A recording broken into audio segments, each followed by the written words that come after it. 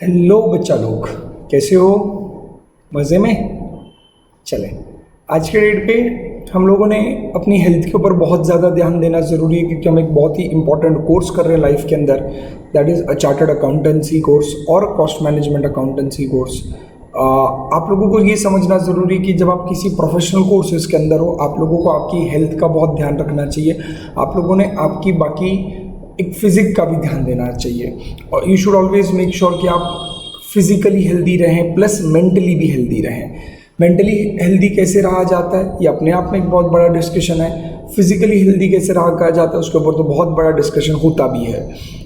That is you need to eat good food, थोड़ा बहुत exercise कीजिए, योगा कीजिए। मेंटली हेल्दी रहने के लिए पॉजिटिव वीडियोस देखें, पॉजिटिव लोगों के साथ रहें, पॉजिटिव सोच के साथ बातचीत करें, आगे रहें, तो अल्टीमेटली आपके साथ सब ही सही होगा।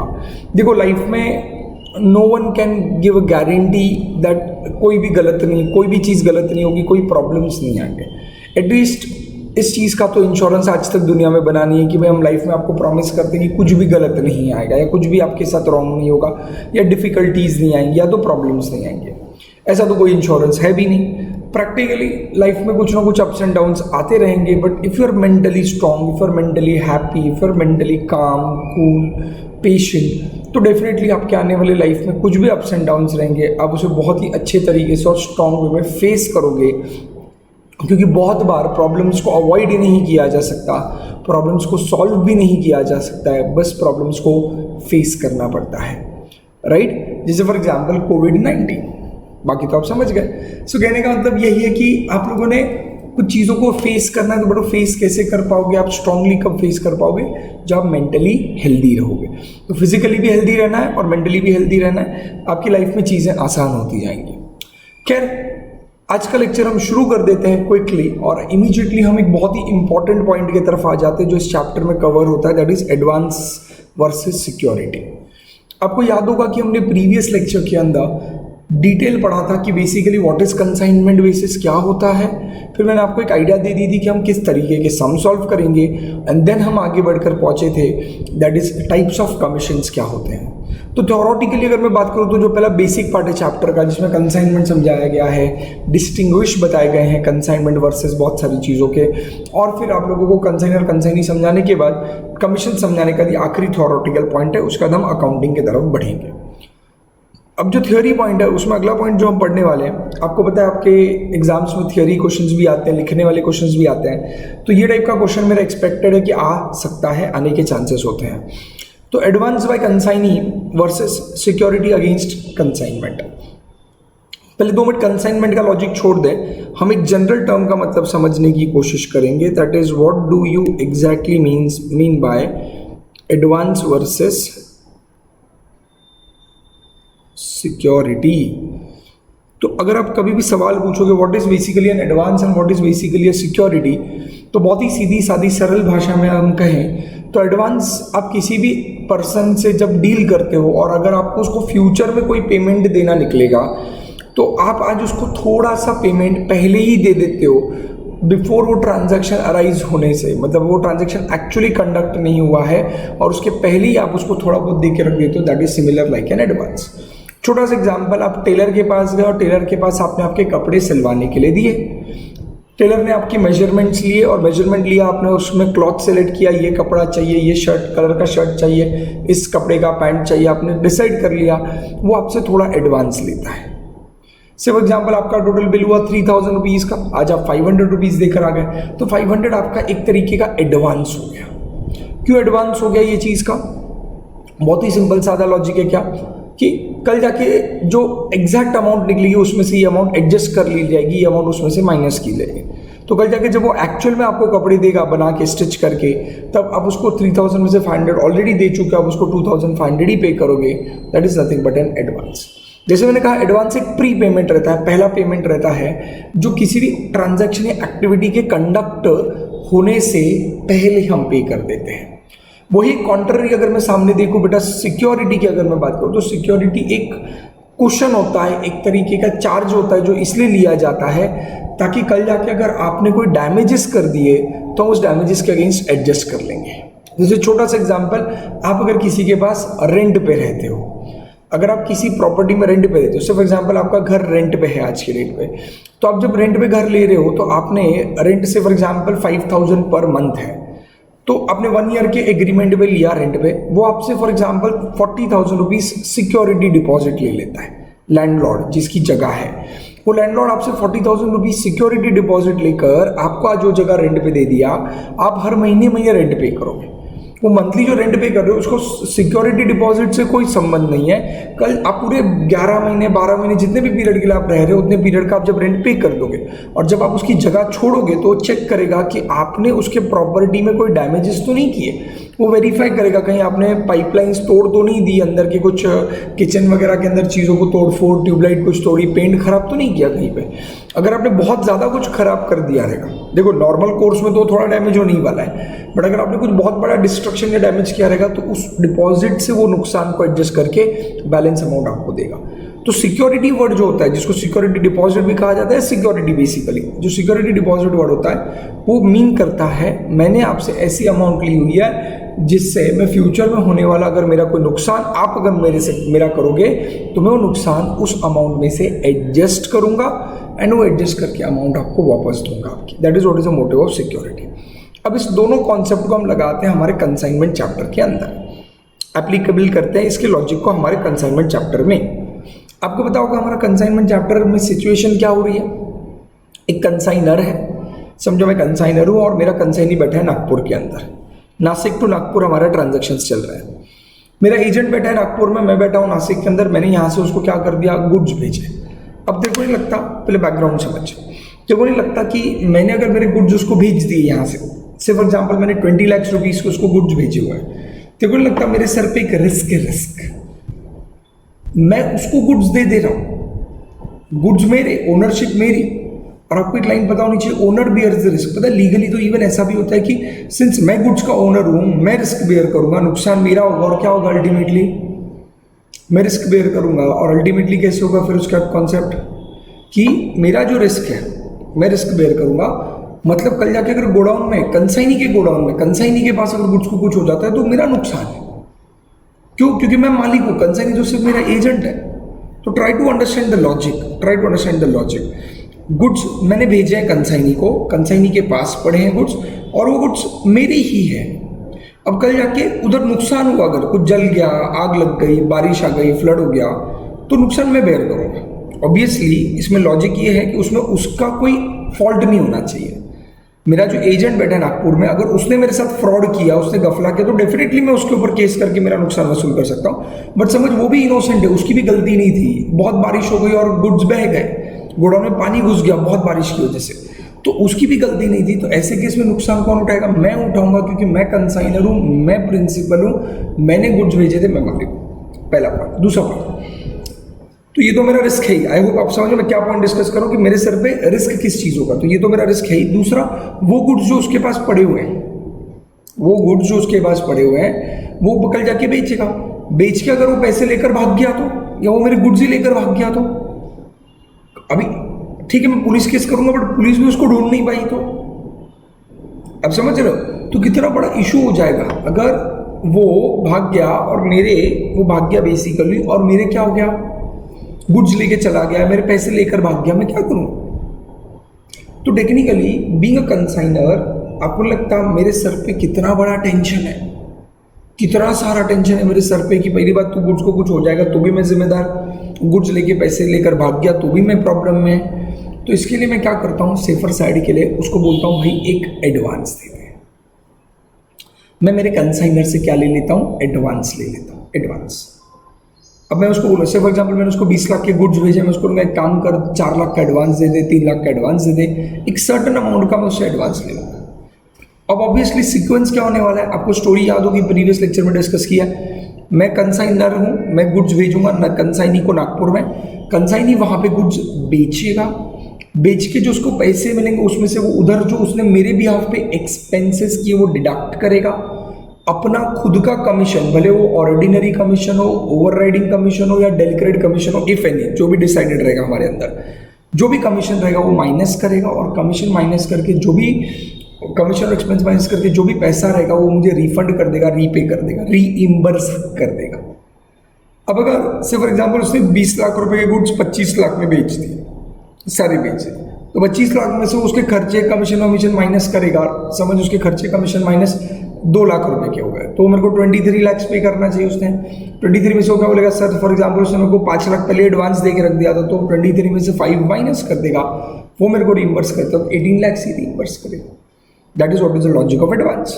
और कंसाइनमेंट में बहुत कॉमनली ये कॉन्सेप्ट यूज किया जाता है एडवांस का, क्योंकि कंसाइनर ऐसे ही सीधा ऐसे किसी भी कंसाइनी को डायरेक्टली गुड्स नहीं बेच देगा, वो एक सर्टेन एडवांस लेगा।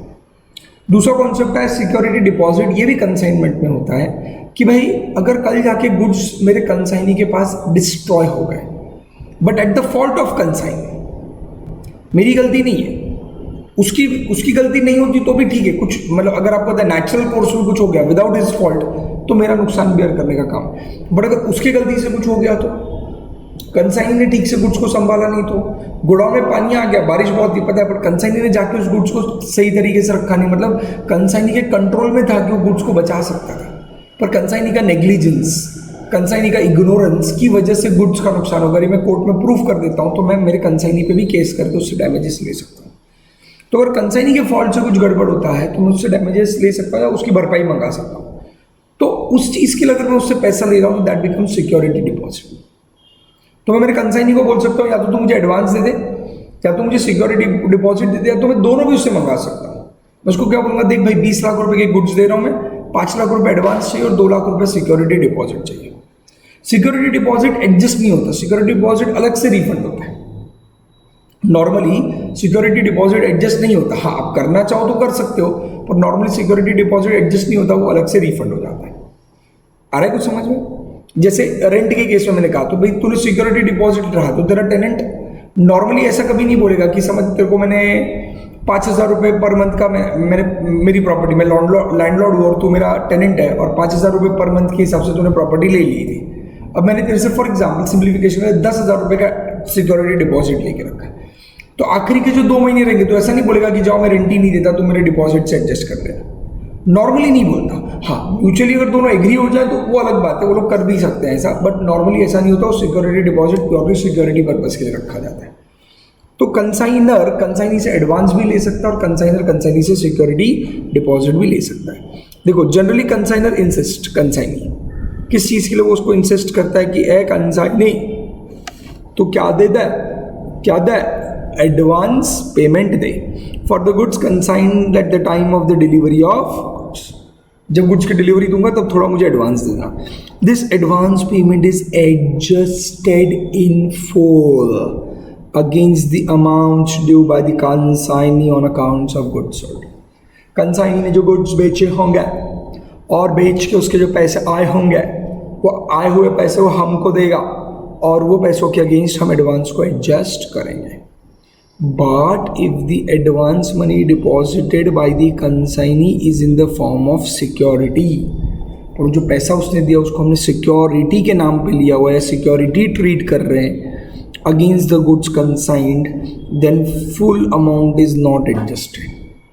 तो अगर आपने उसको सिक्योरिटी के तौर पे, तो पूरा अमाउंट एडजस्ट नहीं होगा। वो कैसे समझाते हैं, against the amount due by the consignee to the consignor on account of goods sold, ठीक है वही है। If there is any unsold inventory left with the consignee, क्या खूब कहा है, if there is an unsold तो नहीं होगा। कब पूरा अमाउंट एडजस्ट नहीं होगा, अगर अनसोल्ड इन्वेंट्री कुछ रह गया। In that case, proportionate security in respect of unsold goods is carried forward till the time the respective goods held with the consignee are sold। क्या समझे बोल भाई, क्या समझे? लगाओ ना, थोड़ा सा दिमाग लगाओ यार, कमान, स्पून फीडिंग नहीं, थोड़ा सा दिमाग। सिंपल सा कॉन्सेप्ट है, समझो मैंने एडवांस लिया है और सिक्योरिटी डिपॉजिट भी लिया हुआ है। एडवांस का फिलहाल डिस्कशन खत्म होता है, मैं सिक्योरिटी डिपॉजिट का एग्जांपल लेता हूँ। मैंने उसको गुड्स सेंड किए थे 20 लाख रुपीज़ के। सिक्योरिटी डिपॉजिट जो था मेरा, या सिक्योरिटी जो लिया था, वो मैंने 2 लाख रुपीज़ लिया था। या चलो एडवांस भी ले लेता हूँ, दोनों साथ में समझते हैं। एडवांस मैंने लिया था 5 लाख रुपीज़ का। अगर वो पूरे गुड्स बेच देता है एक साथ, एक ही बार का, मतलब ऑब्वियसली हिसाब जो होता है वो नॉर्मली डिसाइडेड रहता है कि 3 महीने में एक बार करेंगे, 6 महीने में एक बार करेंगे, 1 साल में एक बार करेंगे, जो भी टाइम फ्रेम डिसाइडेड रहता है। समझो हमने जो भी टाइम फ्रेम डिसाइड किया था कि 6 महीने में हम हिसाब करेंगे, 6 महीने और 6 महीने में सारे गुड्स बेच चुका है, तो अगर उससे पहला केस, पहला ऑप्शन क्या भाई, all goods are sold for, या entire stock is sold for 25 lakhs, तो कैलकुलेशन कैसे होगा, मुझे रीइंबर्स कितना देगा मेरा कंसाइनी के पास कितना कैश आया हुआ है 25 lakhs, उसमें से कंसाइनी क्या माइनस करेगा, अपने एक्सपेंसेस, और क्या माइनस करेगा, अपना कमीशन, राइट क्या, तो जो भी उसके एक्सपेंसेस हुए रहेंगे, से for example expenses and commission मिला के अमाउंट हुई रहेगी मे बी 2 लाख रुपए, उसके बाद उसमें से माइनस करेगा वो एडवांस, उसने एडवांस दिया था 5 लाख रुपीस, और इवन उस सिक्योरिटी की भी अमाउंट माइनस कर लेगा क्योंकि सारे गुड्स बेचे जा चुके हैं, एंटायर स्टॉक इज सोल्ड, तो विषय नहीं बचा, अभी सिक्योरिटी रखने का कोई मतलब ही नहीं है, तो 2 लाख रुपए का सिक्योरिटी भी माइनस कर लेगा, और जो बैलेंस बचेगा वो मुझे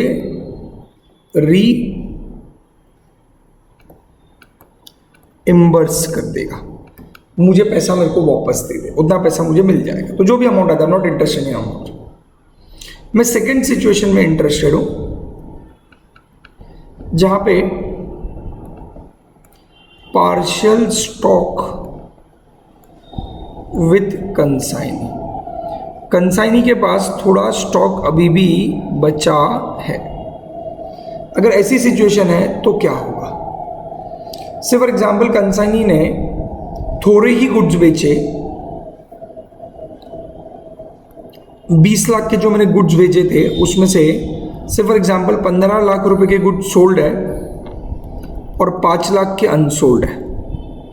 अब मैं यहाँ पे एक्सपेक्ट करता हूँ कि मैं कुछ स्मार्ट बच्चों से बात कर रहा हूँ, मैं प्रोफेशनल कोर्स के बच्चों से बात कर रहा हूँ, तो पता नहीं आप समझ पाओगे कि नहीं। ये 20 लाख कॉस्ट प्राइस था, उसने 20 लाख में से 15 लाख के बेचे, बट 15 लाख के में भी उसने 19 लाख में गुड्स बेचे होंगे। तो जब हिसाब होगा, पैसों का हिसाब होगा, तो ऑब्वियसली सेल वैल्यू पे होगा, तो उसकी सेल वैल्यू टोटल गुड्स की कितनी हुई थी 19 लाख, सारे गुड्स उसने बेचे नहीं है, तो इसमें से वापस क्या माइनस होगा, एक्सपेंसेस और उसका कमीशन, जो से फॉर एग्जांपल 2 लाख है।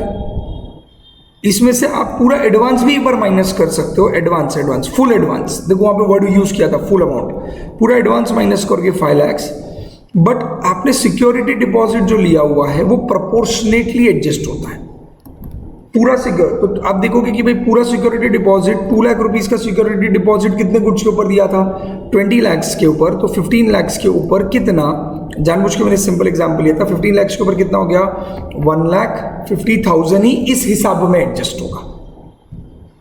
तो जो बचा होगा वो अमाउंट वो अपने को रीइंबर्स करेगा।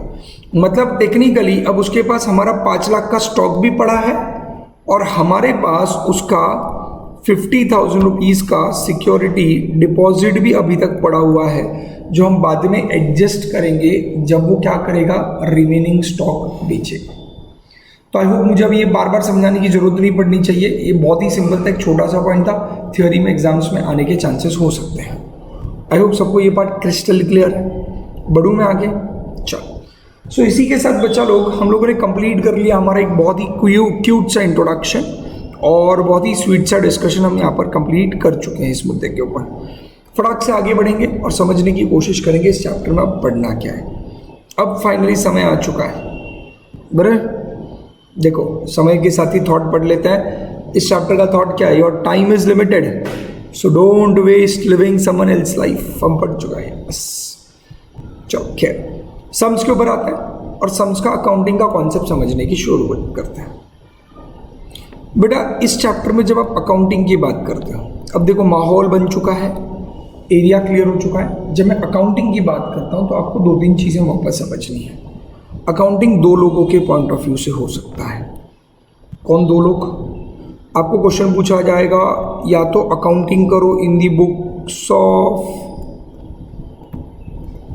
कंसाइनर या वही इन दी बुक्स ऑफ कंसाइनी। सो आप लोगों को अकाउंटिंग किसी के भी पॉइंट ऑफ व्यू से पूछा जा सकता है, कंसाइनर या कंसाइनी दोनों के पॉइंट ऑफ व्यू से। अब कंसाइनर के पॉइंट ऑफ व्यू से हम डिस्कस करेंगे, कंसाइनी के ऊपर मैं बाद में आऊँगा। तो मेरा पिक्चर का फिलहाल हीरो कौन रहेगा? कंसाइनर। तो कंसाइनर के पॉइंट ऑफ व्यू से फटाक से डिस्कस करते हैं। अब हम स्टार्ट करेंगे discussion from the point of view of consignor. जैसे आपको पता है अकाउंटिंग के अंदर हमने बात की कंसाइनर या कंसाइनी दोनों के पॉइंट ऑफ व्यू से अकाउंटिंग हो चुकी है, बट हम इनिशियली कंसाइनर के पॉइंट ऑफ व्यू से समझेंगे। डियर स्टूडेंट, आप लोगों को ये समझना ज़रूरी है कि पहला जो सम है इसका बैकग्राउंड पहले क्लियर कर लें। जितना बैकग्राउंड यहाँ पर आपका क्लियर हो जाएगा उतना आसान आपका आगे का रास्ता हो जाएगा। यही चीज़ें आगे हर सम में रिपीट होने वाली है, बार बार यही चीज़ें आने वाली, 10 बार वो चीज़ें रिपीट मैं नहीं करने वाला हूँ। हम एक ही बार पढ़ेंगे डिटेल में। डिटेल में पढ़ने का मतलब ये नहीं है कि पहले सम को समझने का मतलब ये नहीं है कि आप सिर्फ एंट्रीज लर्न कर लो, डेबिट क्रेडिट कर लो तो बात खत्म हो जाएगी, ऐसा नहीं है। आपको समझना पड़ेगा कि इसका बैकग्राउंड थोड़ा लंबा है, डिस्कशंस थोड़े लंबे हैं। पहले सम को ध्यान से समझें।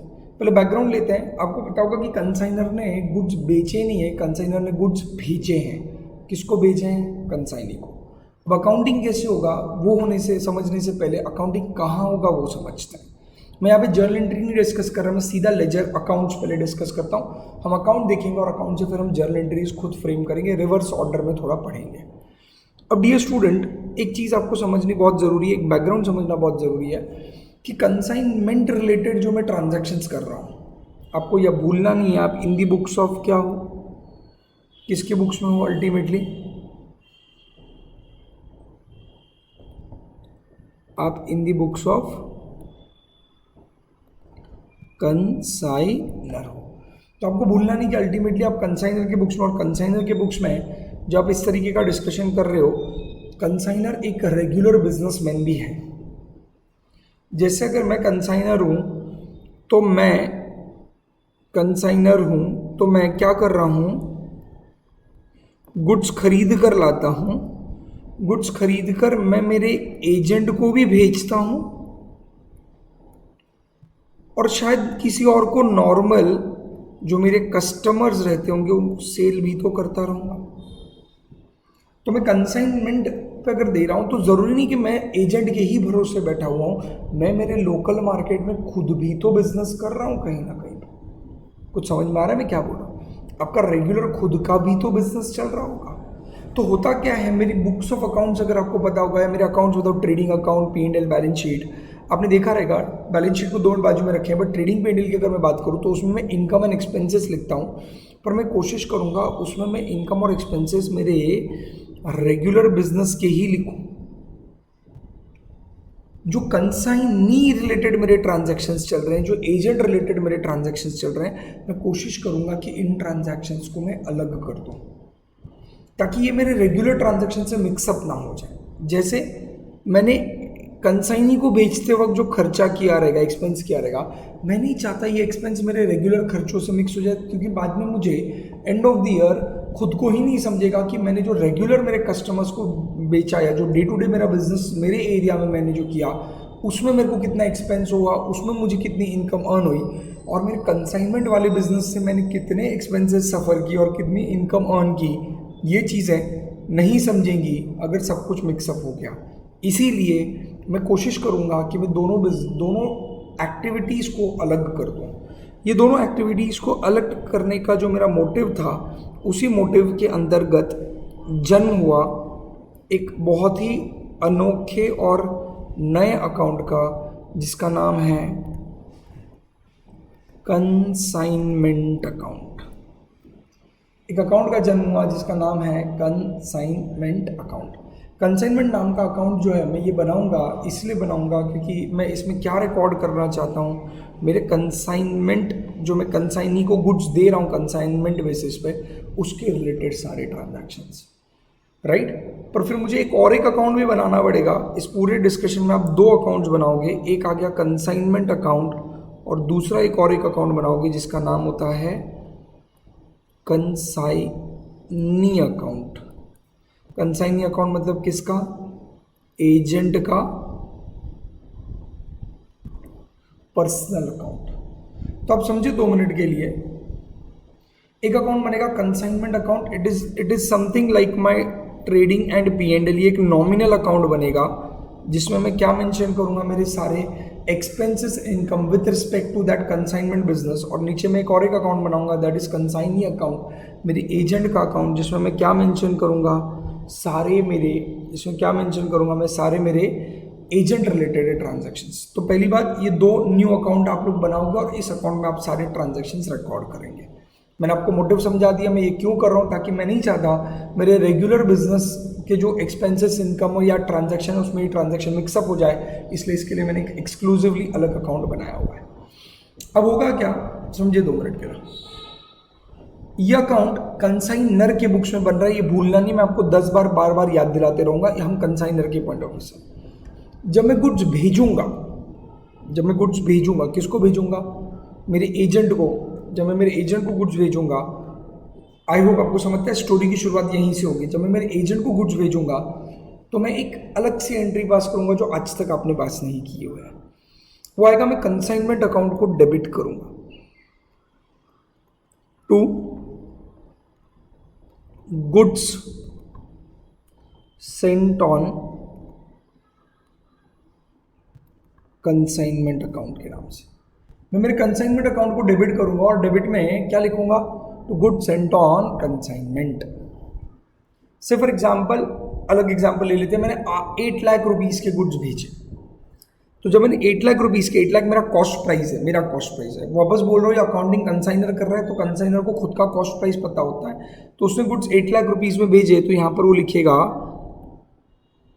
8 लाख रुपीस और कंसाइनमेंट अकाउंट के डेबिट में लिखेगा। दिस इज समथिंग लाइक जैसे ट्रेडिंग अकाउंट के डेबिट में आप परचेजेस लिखते हो, आपके खर्चे लिखते हो, वैसे खर्चा हो गया कि एज एफ कंसाइनमेंट में मैंने जो खर्चा किया, मैंने क्या खर्चा किया, मैंने कंसाइनमेंट में 8 लाख रुपए के गुड्स आगे भेज दिए। कुछ समझ में आ रहा है भी क्या हुआ। फिर उसके बाद क्या हुआ रहेगा, सीक्वेंस समझे, सीक्वेंस। मैंने गुड्स भेजे तो मैं तो पहले निकाल के रखूंगा, मेरे गोडाउन में से मैंने निकाला, मैं नासिक में बैठा हूँ, मेरा एजेंट नागपुर में बैठा हुआ है, मैंने नासिक के मेरे गोडाउन में से गुड्स निकाले और बोला ये 8 लाख रुपए के गुड्स में भेजूंगा। तुरंत मैंने फ़ोन किसको लगाया रहेगा, ट्रांसपोर्टर को, ट्रांसपोर्टर को बोला रहेगा लेके जा गुड्स। अब जब ट्रांसपोर्टर गुड्स लेकर गया तो खर्चा किसको बेयर करना है, मुझे बेयर करना है मुझे। तो ट्रांसपोर्टर ने जो मेरे से कैरिएज लिया रहेगा, कैरिएज समझता है सबको, कैरिएज, कार्टेज, फ्रेट, जो मेरे से फ्रेट या कैरिएज लिया रहेगा मेरे ट्रांसपोर्टर ने, गुड्स नासिक से लेके नागपुर पहुंचाने का जो फ्रेट लगा रहेगा, मुझे चार्जेस लगे रहेंगे, वो भी तो पे करूंगा मैं। पहले आप ट्रांजैक्शन समझे, फिर उसके अकाउंटिंग पे आते हैं। इसको अकाउंटिंग को थोड़ा पेंडिंग रखे, जो पहले मैंने to goods consent on consignment को थोड़ा 5 मिनट बाजू पर रख, इसको मैं समझाऊंगा, ये डिटेल में चर्चा करने वाला पॉइंट है, पर फिलहाल फ्लो के साथ चल। पहले मैंने 8 लाख रुपीज़ के गुड्स सेग्रीगेट किए कि ये मैं मेरे कंसाइनी को भेजूंगा, तो 8 लाख रुपए के गुड्स मैंने इधर डेबिट कर दिए, क्या नाम से, to goods sent on consignment account के नाम से। फिर क्या हुआ, फिर उसके बाद ये गुड्स बेचते वक्त मैंने ट्रांसपोर्टर को बुलाया, तो ट्रांसपोर्टर को मैंने क्या पे किया, फ्रेट पे किया। अगर नॉर्मली मैं फ्रेट पे करता तो मैं क्या अकाउंटिंग एंट्री करता, पे करने की अकाउंटिंग एंट्री क्या होती, freight account debit to cash bank.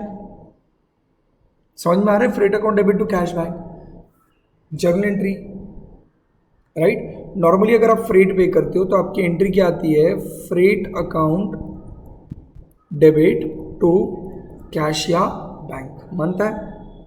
यहाँ पे हम क्या करेंगे, एक सिंपल सा रूल लगा के रहो, सारे खर्चे with regarding to consignment basis, जो मैं ये नासिक से नागपुर जो भेजने का जो बिजनेस कर रहा हूँ, एक एक्स्ट्रा पार्ट जो कर रहा हूँ मेरे रेगुलर बिजनेस के अंदर, इसके रिगार्डिंग जितने भी एक्सपेंसेस होंगे वो रेगुलर एक्सपेंस अकाउंट को नहीं जाएंगे, वो सारे कंसाइनमेंट अकाउंट को जाएंगे। मैंने अकाउंट ही इसीलिए बनाया है कि कोई भी एक्सपेंस अगर रेगुलर एक्सपेंस रहेगा तो फ्रेट अकाउंट को डेबिट होगा, रेगुलर अगर तू किसी को सैलरी पे कर रहा है तो सैलरी अकाउंट को डेबिट होगा, बट अगर तू कंसाइनमेंट के लिए वो कर रहा है तो तूने कंसाइनमेंट अकाउंट बना के रखा और सब कुछ उस अकाउंट को चला जाएगा। तो अब होगा क्या, फ्रैंकली बोलूँ तो होगा ये कि मैं डेबिट में जाके क्या लिखूंगा, अनफॉर्चुनेटली डेबिट में जाके मैं लिखूंगा टू बैंक, क्योंकि एंट्री अगर तू समझ पाता है, पता नहीं तेरा जर्नल लेजर पोस्टिंग कितना क्लियर है, अगर तू एंट्री समझ पाता है तो एंट्री क्या हुई है मेरी, consignment account debit to cash bank. तो कंसाइनमेंट के डेबिट में जाके लिख दूंगा, फिलहाल मैं यहाँ पे जूम करूंगा, सब चेक से ट्रांजेक्शन कर रहे तो टू बैंक ले लिया, राइट। अब इसमें क्या होगा, मैंने फ्रेट पे किया बैंक, समझो गुड्स को भेजते तो मेरे को इंश्योरेंस निकालना पड़ा गुड्स का, एंट्री क्या आएगी, consignment to bank. Normal goods का इंश्योरेंस निकालता, ये कंसाइनमेंट वाले नहीं, मेरे रेगुलर गुड्स का निकालता तो फिर इंश्योरेंस टू कैश बैंक होता, बट यहाँ पे कंसाइनमेंट टू कैश बैंक हो जाएगा। फिर उसके बाद मैंने पैकिंग का खर्चा पे किया, क्या same consignment to bank cashback. तो मैं कोई भी तरीके का खर्चा कर लूँ, अल्टीमेटली वो डेबिट किधर होगा, कंसाइनमेंट को, क्योंकि मैं इन आइटम्स को कोपचे में बाजू में सरखा के लेना चाहता हूँ। मैं इनको रेगुलर ट्रांजैक्शंस के साथ नहीं मर्ज करना चाहता, मैं इसको बाजू में कहीं पे लेने की कोशिश कर रहा हूँ, बाजू में सरका देने की कोशिश कर रहा हूँ। तो आप देखेंगे यहाँ पे डेबिट में क्या आ जाएगा, टू बैंक। आ रहा है कुछ समझ? अब यहाँ पर मैं अपने अंडरस्टैंडिंग के लिए, this is not the part of accounting, this is just a part of presentation. हमारे प्रेजेंटेशन के लिए हम यहाँ पे क्या करेंगे, टू बैंक लिखेंगे, अंडरलाइन करेंगे और नीचे एक एक एक एक एक एक एक्सपेंस मेंशन करेंगे। तो समझो अगर मैंने क्या पे किया था, फ्रेट पे किया था, समझो मैंने क्या पे किया था, पैकिंग एक्सपेंसेस पे किए थे। समझ में आ रहा है क्या? पक्का? फिर मैंने क्या पे किया मेरे साइड से, पैकिंग एक्सपेंसेस का दौर क्या पे किया रहेगा, सिर्फ एग्जांपल इंश्योरेंस एंड ट्रांजिट, रास्ते में जो गुड्स थे उसका इंश्योरेंस पे किया। तो जो भी मैंने पे किया रहेगा उसको सीधा टू बैंक कर दें। सेकेंड इफेक्ट कहाँ जाएगा इसका, ट्रांजेक्शन का बैंक के क्रेडिट। क्या अब इधर तक क्लियर, सबको इधर तक समझा है? अब स्टोरी थोड़ा ट्विस्ट लेगी, स्टोरी में थोड़ा मोड़ आएगा। क्या सब लोग मेरे साथ हैं यहाँ पे? चलो, I am in the books of consignor. मैंने एक अकाउंट बनाया, कंसाइनमेंट अकाउंट, जिसमें सबसे पहले मैंने जब गुड्स भेजे कंसाइनमेंट बेसिस पे तो उसकी एंट्री मैंने रिकॉर्ड कर ली। कंसाइनमेंट बेसिस पे भेजने का मैंने 2 गुड्स सेंट ऑन कंसाइनमेंट लिख दिया। फिर मैंने एक्सपेंसेस किए, मैंने खर्चे किए गुड्स भिजवाने के, तो खर्चे भी मैंने यहाँ पे टू बैंक बोल के लिख लिया है क्या। फिर ये हो जाने के बाद क्या हुआ, सीक्वेंस समझ। अब गुड्स फाइनली पहुँच गए, ये तो रास्ते में होने वाले खर्चे थे। अब फाइनली गुड्स पहुंच गई किसके पास, अब कंसाइनी के पास गुड्स जब आए, अब जब कंसाइनी के पास गुड्स आए तो कंसाइनी इन गुड्स को आगे क्या करेगा, सेल करेगा। पर कंसाइनी के पास गुड्स पहुंचने से लेके कंसाइनी गुड्स बेचने तक के समय में कंसाइनी भी तो वहां पे खर्चा करेगा। कंसाइनी ने डायरेक्टली गुड्स बेचे क्या विदाउट, ना ही, तो कंसाइनी भी तो खर्चे करेगा। अब जब कंसाइनी खर्चे करेगा तो क्या वो पॉइंट ऑफ टाइम पे जब वो खर्चा हो रहा है तो हमारे पॉकेट से पैसे जाएंगे क्या, हमारे पॉकेट से पैसे जाएंगे क्या? द आंसर इज नो, हमारे पॉकेट से पैसे जाने वाले नहीं है। पहले कौन पे करेगा, कंसाइनी वाले खर्चे वो पे करेगा। जैसे कंसाइनी को गुड्स पहुंचे, कंसाइनी ने क्या पे किया, वेजेस पे किया उस गुड्स को रखने का। फिर मे भी कंसाइनी को वहाँ पर भी कैरियज लगा होगा, क्योंकि गुड्स कहीं पे एक पर्टिकुलर मार्केट प्लेस पे आएंगे, उधर से लेकर उसको दुकान या गोडाउन तक लेके जाने के लिए वापस छोटा सा कोई छोटा हाथी, छोटा सा टेम्पो वेम्पो करके लेके जाना पड़ा रहेगा। मे बी वो बड़े गुड्स की डिलीवरी वहाँ तक नहीं आती होगी, तो उसको वहाँ पर पहुँच के वेजेस लगे रहेंगे, वहाँ पर पहुँच के उसको भी कुछ कैरियज फ्रेट लगा रहेगा अपने गोडाउन तक पहुँचाने का। वहाँ पर हमारे कंसाइनी ने क्या करके रखा है, गोडाउन दुकान खरीद के रखी, उसका रेंट बढ़े पे करेगा मेरा कंसाइनी। ये सारे खर्चे हो रहे हैं, खर्चे, ये जो मेरा बिजनेस हो रहा है इसके रिगार्डिंग खर्चे, बड़े खर्चे मैं नहीं पे कर रहा है, ये खर्चे कौन पे कर रहा है, मेरा एजेंट पे कर रहा है, कंसाइनी पे कर रहा है। अब ये खर्चे जो मेरा एजेंट पे करने की बात कर रहा है, ये फिर उसका तो गोडाउन रेंट पे करेगा, और भी खर्चे हो सकते हैं। कंसाइनी में भी वहाँ पे एडवर्टीजमेंट कर रहा है, तो कंसाइनी वहाँ पे एडवर्टीजमेंट करेगा तो उसके भी खर्चे होंगे। तो आपको लगता पे वो करेगा बट बेयर हम करेंगे, हमारे पॉकेट से नहीं गया हुआ है, पर हमें आज नहीं तो कल तो उसको देना नहीं, हिसाब में से तो सेटल होगा, तो खर्चा अल्टीमेटली हमारा है। तो मैं कंसाइनमेंट को डेबिट करूँगा, खर्चा है तो कंसाइनमेंट को डेबिट करूँगा, बट पहले मैंने डेबिट क्या नाम से किया था, टू बैंक। अब मैं डेबिट क्या नाम से करूँगा, आई होप यू अंडरस्टैंड, इन सबकी टोटल आ जाएगी बाहर, राइट। यहाँ पे मैं डेबिट करूँगा in the name of consignee's account. यहाँ पर कंसाइनमेंट डेबिट हो रहा था पहले वाले ट्रांजेक्शन, और क्रेडिट बैंक हो रहा था क्योंकि मेरे पॉकेट से पैसे जा रहे थे। अभी जो एक्सपेंसेस वो कंसाइनी पे कर रहा है, तो मेरे पॉकेट से आज पैसे नहीं जा रहे हैं, पर मैं ये दिखाऊंगा कि मुझे ये पैसे कंसाइनी को देने बाकी है। समथिंग लाइक आउटस्टैंडिंग एक्सपेंस, जो आपकी लाइबिलिटी होती है। आउटस्टैंडिंग एक्सपेंसेस में आप क्या बोलते हैं, एक्सपेंस अराइज तो हो चुका है बट पे नहीं किया मैंने, मेरे को किसी को तो पे करना बाकी है। ये ऐसी हो गया, एक्सपेंस आज अराइज तो हो गया, अक्रू तो हो गया, पर मेरे को पे करना बाकी है, क्योंकि मैं किसको पे करूंगा, मैं एजेंट को पे करूंगा। भले एजेंट मेरे बिहाफ पे कर चुका है, वो आगे की बात है, बट मुझे उसको पे करना बाकी है। वो मेरे लिए एक तरीके की लाइबिलिटी आज के लिए। यहाँ पर मैं एक ही, अभी 10 खर्चे हो 15 खर्चे हो, अकाउंटिंग एंट्री एक ही होगी। क्या एंट्री होगी, consignment account debit to consignee account, entry एक होगी consignment account debit to consignee. पर मैं फिर हमारे अंडरस्टैंडिंग के लिए, बेटर प्रेजेंटेशन के लिए क्या करूंगा, इसको अंडरलाइन करके इसके नीचे क्या लिख लूंगा, एक्सपेंसेस की लिस्ट। से फॉर एग्जांपल उसने वेजेस पे किए, से फॉर एग्जांपल उसने कैरिएज या फ्रेट पे किया, फॉर एग्जांपल उसने वहाँ पर क्या निकाला, उसने क्या पे किया, गोडाउन या शॉप का रेंट पे किया। से फॉर एग्जांपल उसने गोडाउन में गुड्स रखे थे तो उसने भी इंश्योरेंस निकाला। ऊपर जो इंश्योरेंस था वो कौन सा था, जो ट्रांजिट का इंश्योरेंस था, रास्ते का इंश्योरेंस था, जो गुड्स मैंने भेजे थे। अब कौन सा इंश्योरेंस है, जो उधर गोडाउन में पड़े हुए गुड्स है उसका इंश्योरेंस है। बट ये हर एक चीज़ काम आने वाली है, मैं जो भी समझा रहा हूँ ये जस्ट ऐसे मसाला पूरी के लिए नहीं समझा रहा हूँ, ये सब आगे काम आने वाला है। फिर इंश्योरेंस के खर्चे होंगे, मे बी उसने कुछ एडवर्टीजमेंट मार्केटिंग का खर्चा किया रहेगा, ये सारे खर्चे रहेंगे। मैं सीधा इन सबकी टोटल लूंगा, कंसाइनी के अकाउंट में एक ही एंट्री कर दूंगा, बाय क्या लिख दूंगा, कंसाइनी के बाय कंसाइनमेंट अकाउंट। ये क्या है, सारे एक्सपेंसेस है जो कंसाइनी को हमें कंसाइनी को देने बाकी। अब स्टोरी समझे, पहले क्या हुआ, मैंने गुड्स भेजे, सब लोग इधर हैं। पहले क्या हुआ, मैंने गुड्स भेजे, गुड्स भेजने के बाद मैंने खर्चे किए, मैंने खर्चे करने के बाद कंसाइनी ने भी खर्चे किए। अभी तक आपने देखा मैंने गुड्स भेजे और मैंने जो खर्चे किए उसकी मैंने सेकंड इफेक्ट नहीं लिया क्योंकि मैंने वो अकाउंट्स नहीं बनाए सामने वाले। बट यहाँ पे सिंस मैं दो अकाउंट बना के डिस्कस करो, कंसाइनमेंट अकाउंट और कंसाइनी अकाउंट, तो जो कंसाइनी ने एक्सपेंस किए उसके डबल इफेक्ट हुए क्योंकि सामने कंसाइनी अकाउंट एग्जिस्ट करता है। हर एक ट्रांजैक्शन के होते तो डबल इफेक्ट ही है, आप क्या ड्रॉ कर रहे हो, आप क्या बना रहे हो उसके ऊपर डिपेंड करता है। मैं फिलहाल यहाँ पे दो ही अकाउंट बना रहा हूँ, इसलिए जितने अकाउंटिंग एंट्रीज में इन दो अकाउंट में इफेक्ट जाते रहेंगे उतने ही मैं लूँगा। ये क्लियर है पक्का? अब सीक्वेंस समझो, मैं सीक्वेंशियली जा रहा हूँ। अब सीक्वेंस समझो, अब क्या हुआ, कंसाइनी ने क्या कर दिया, कंसाइनी ने क्या कर दिया, अब गुड्स बेचे, कंसाइनी ने बेचे हैं पर इनकम मेरी है। वैसे ही एक्सपेंसेस कंसाइनी ने किए थे मेरे थे, वैसे ही कंसाइनी ने बेचा, इनकम है, पर इनकम मेरी है। But income in the sense ये वापस एक तरीके का आउटस्टैंडिंग इनकम है कि बेच के पैसे कंसाइनी के पास आए तो मुझे उससे लेने बाकी है, मुझे उससे लेने बाकी है। तो मैं कंसाइनमेंट अकाउंट के क्रेडिट में जाऊंगा, बाय लिखूंगा कंसाइनी अकाउंट, ब्रैकेट में वर्ड लिखूंगा सेल्स। मैं अभी अमाउंट्स नहीं लिख रहा हूं, मैं फिलहाल सिर्फ समझा रहा हूं, तो सेल्स आ गया। फिर सेकेंड इफेक्ट, अब इसमें कंसाइनी का नाम है, कंसाइनी अकाउंट बनाया हुआ है तो डेबिट में आ जाएगा टू कंसाइनमेंट अकाउंट, ब्रैकेट में sales.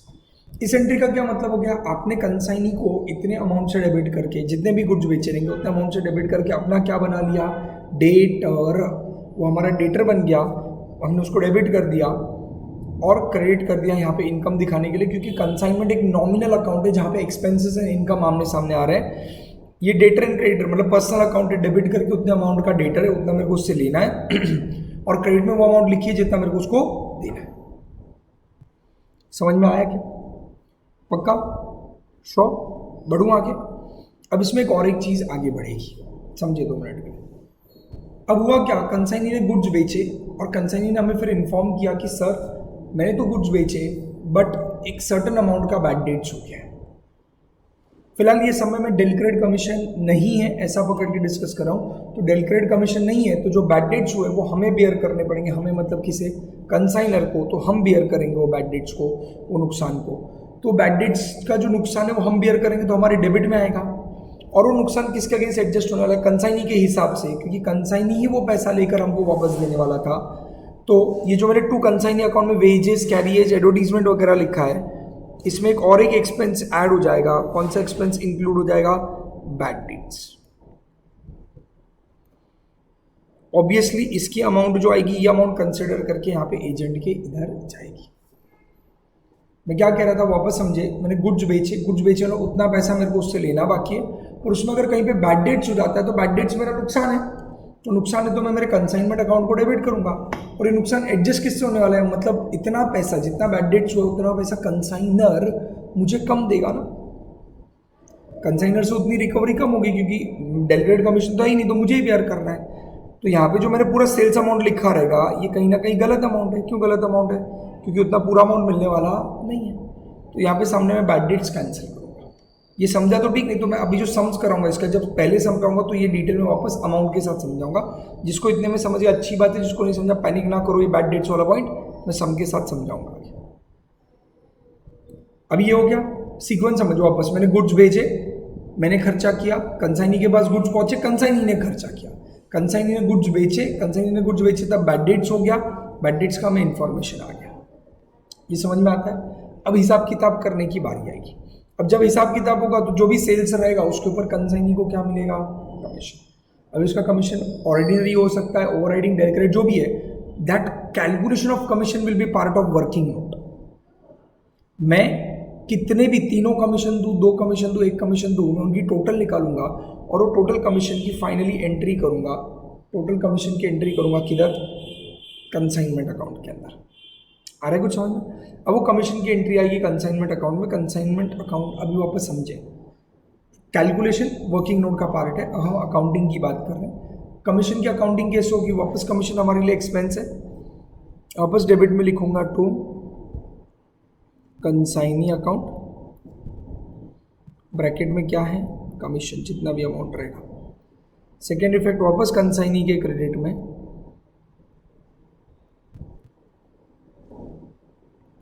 Bye consignment account, bracket में कमीशन।